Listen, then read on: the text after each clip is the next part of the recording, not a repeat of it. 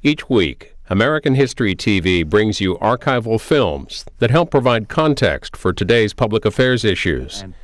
Terrorism, A Personal Threat is a 1986 U.S. Air Force film that documents several terror attacks, including the October 1983 suicide truck bombings in Beirut, Lebanon, that killed 241 American servicemen and 58 French paratroopers. Including interviews with survivors of attacks in Greece, Italy, Puerto Rico, and Lebanon, the film encourages service members to be more aware of their surroundings and the potential for terror attacks when stationed overseas. As with any of these terrorists.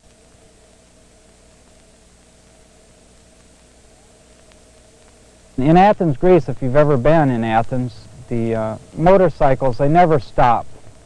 They always zoom right between the cars and stop right up in front of the traffic. You might have 15, 20 of them at one time stopped up in front of all the traffic. But on this particular afternoon, it was about 4:20 in the afternoon, I heard a motorcycle coming and it's slowed down, and it slowed down too quickly, me being the third car from the front. And so I turned to watch it, and they slowed down. They came right next to my car, and there I was sitting watching them, and the guy in the back reached to his belt and pulled out a metallic object, and right away I saw that it was a pistol of some kind. I said, "Oh shit, this is it." It sounded like a firecracker.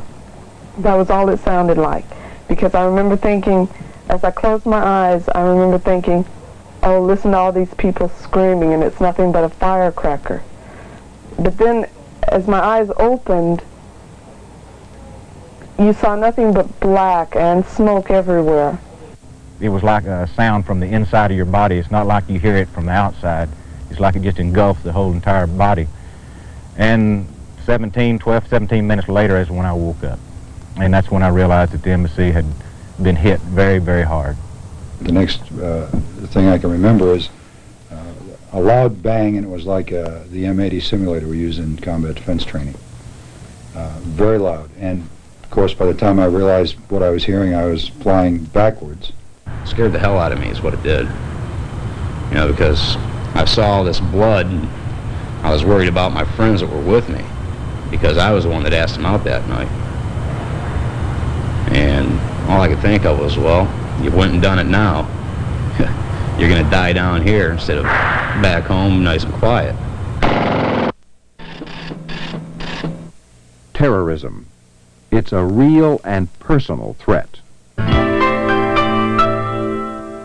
What must the folks back home be thinking? That's the question on the mind of every Marine in Lebanon today. Do they know whether I'm alive, or do they think I'm dead? It's an anxiety that plagues them even as they sift through the rubble, trying to find the broken bodies of their buddies. The blast that tore through the battalion landing team headquarters had the force of a 1-ton bomb. The crater will be closely examined by FBI forensics experts who arrived this morning. They'll search for some firm evidence of who is behind the disaster. The suicide bombing in Beirut that took so many U.S. Marine lives was without equal, making news headlines around the world. A vicious, premeditated attack of such magnitude that it changed forever the way this country and many other nations view the threat of terrorism and how to deal with it. But the Beirut massacre also focuses on the individual, on your vulnerability as a single member of the armed forces. It serves to introduce the concept of how personal a terrorist attack can really be. He could do. He says, as the man went by, he says he'd always remember that the guy would smile.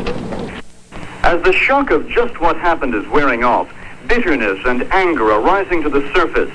But basically, it just plain hurts. When it's all compiled and we get the names, I think it'll hit everybody harder. But you can tell by actions that it's hurting the people now. They had a lot of friends. Well, we had a lot of friends over at the PLT. And you can tell on the men's actions the way that they feel about the situation. Former Green Beret Brian Jenkins, now one of the country's top experts on terrorism, has spent a lot of time studying the way it feels. Everyone we have interviewed has always made the point that I knew there was a problem with terrorism. Of course there was a concern in this particular city where I was, or this particular country, but I always thought that would happen to the other people. that would happen to the other guy, that this would not happen to me. And even when it was happening to them, they could not believe that it was happening to them. Several months before the Marine headquarters in Beirut was bombed, Marine Staff Sergeant Charles Light survived a bombing of the U.S. Embassy. After I woke up and realized what had happened, and started hearing the sirens and started hearing the screaming voices, people were pleading for help, and I could hear children and women crying. I started picking my way around and tried to find out where I was at. And though I'd lived in that place for 8 months, I couldn't tell where I was at. It was just that tore up, that blown away. In defiance of the atrocity, embassy staff flew their flag as the search for more bodies and survivors went on at the destroyed building. U.S. Marines of the multinational force were brought into the area as an extra security measure and to keep away the curious. Lebanese police say that more bodies were found in the rubble overnight. The recovery work is going slowly. There is the danger that heavy machinery being used in the clearing operation could bring down the upper floors, killing anyone still trapped inside. But no one is optimistic about finding survivors. My information from the rescue workers on the site is that it is very unlikely that anybody will be found alive who is in the building. But there are those who wait and hope. The Islamic Holy War, a Muslim fundamentalist group, is still believed to be responsible for the attack. Police say the group organized in Burj al-Barajneh, the mainly Shiite slum suburb of Beirut. The Islamic Holy War follows the teachings of Ayatollah Khomeini and has claimed responsibility for earlier attacks on Italian, French, and U.S. Marine units of the multinational force. Embassy officials say the bomb at the embassy was a suicide mission. To Sergeant Light, it was like reliving the horrors of war all over again. It was almost as if they had just transported me right back in the middle of Vietnam, because it just that quick I started reacting the same as I did when I was in combat. And not that I wasn't worried, I was worried, not scared. But like I say, when the place is on fire and there's debris falling all around you, and you see parts of people laying everywhere, it tends to upset you. Large-scale terrorist attacks and the individual human stories that go with them aren't limited to the Middle East. Look anywhere that U.S. military personnel are stationed. The terrorists struck at midnight. They moved along the flight line, setting 2 time bombs in each of the Air National Guard fighter jets. By light of day, investigators found 8 of the planes were totally destroyed. 2 were severely damaged. The price tag is put at $45 million. A leftist group claims responsibility for the bombing. Their immediate target of criticism, the renewal of the military draft registration. But officials see this as the latest incident in a long list of political violence here in Puerto Rico. And the Guard commander says it was a very professional one at that. They've done a good job, yes sir. Police figured that they set the bombs around midnight when the guard shift changes, so they had a good tab on what was going on here. The terrorists involved are the same ones connected with the ambush of a U.S. Navy bus here in Puerto Rico a year ago. 2 seamen were killed, 10 wounded. In this attack on the National Guard base, no one was hurt. But officials say that was nothing but luck. Sometimes luck is what it takes to survive a well-planned terrorist attack, as Navy boiler technician 3rd Class Randall Keat found out. Well, the ship pulled into San Juan, Puerto Rico, because it was supposed to be a really good Liberty port, and we were down there anyway. And one night, I asked a few friends, let's go out and get a couple beers, enjoy our last night of Liberty. And as we were walking across the bridge right by the yacht club, a car came around the corner, late model sedan.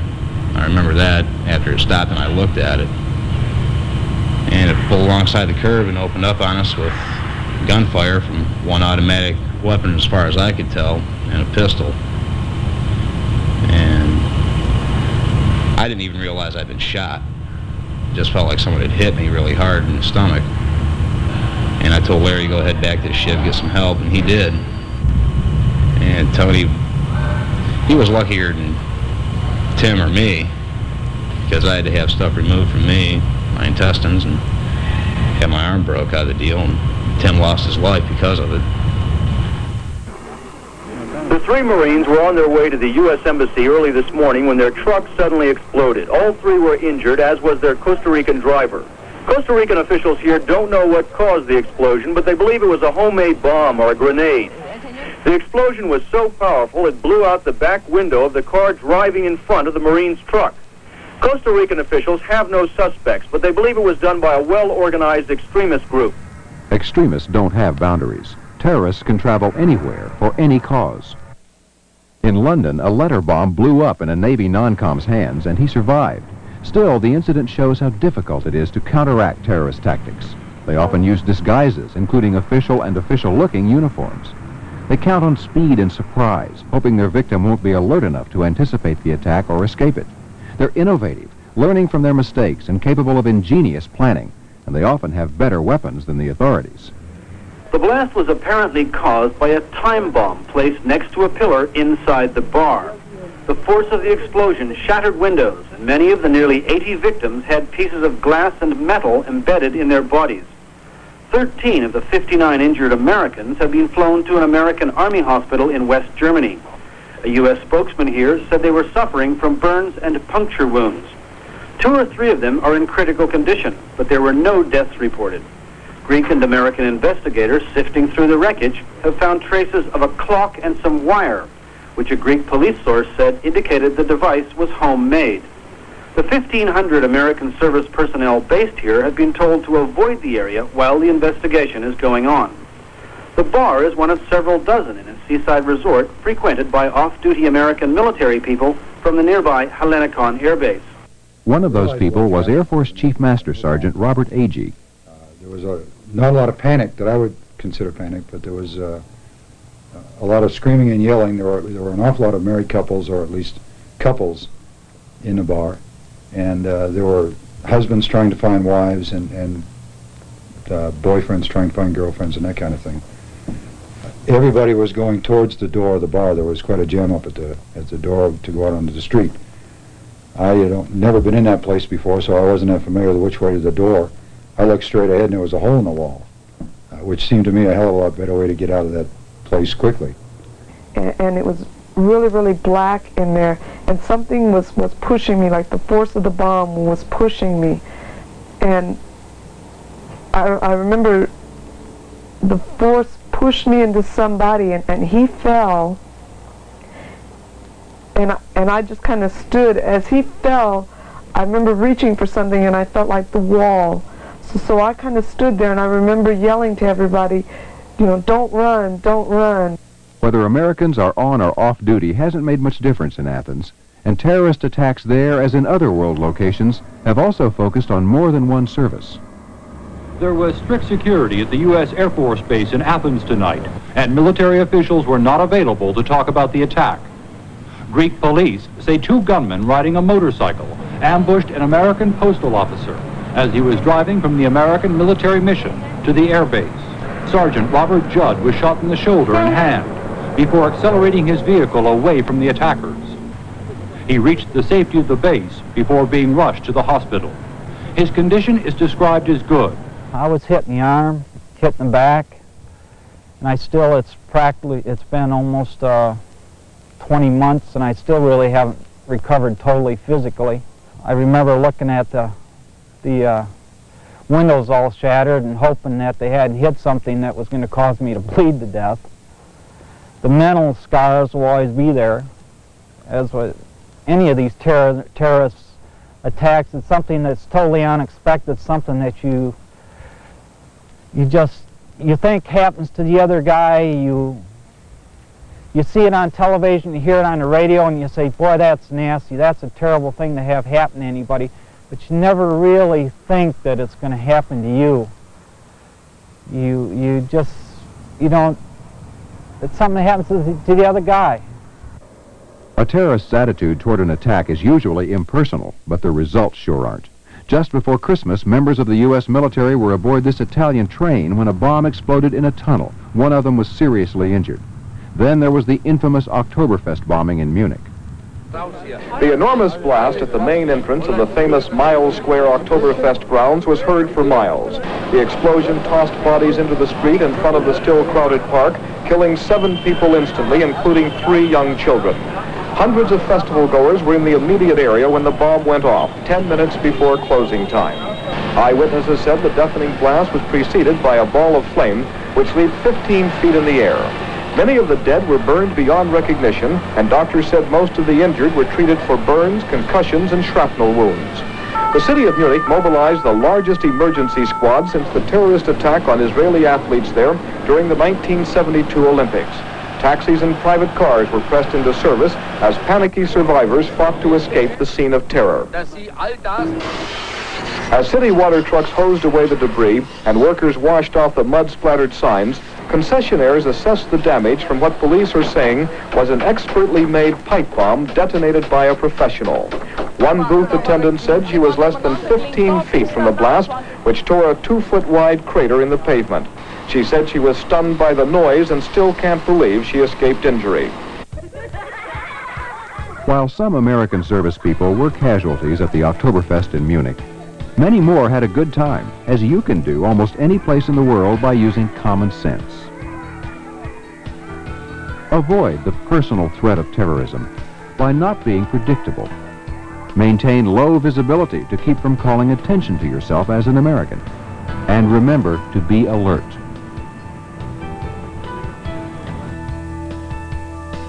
I think the most important thing is to be aware that it could happen, that the threat is very, very real. You don't have to be in a bombing to recognize and appreciate the fact that terrorism works. They were just totally astounded that anybody would have the audacity to do this to Americans. There's ways to avoid it, and I wish I would have known it then. I think we have to try to blend in more with the local populace of that country, wherever it is, whether it's Greece or Germany, and maintain a lower profile.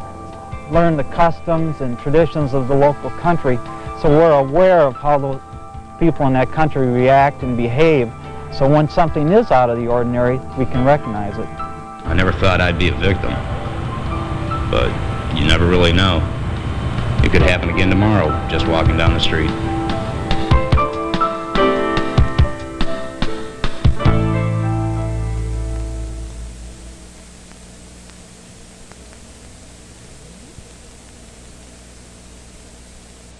I'm the leading state sponsor of terrorism.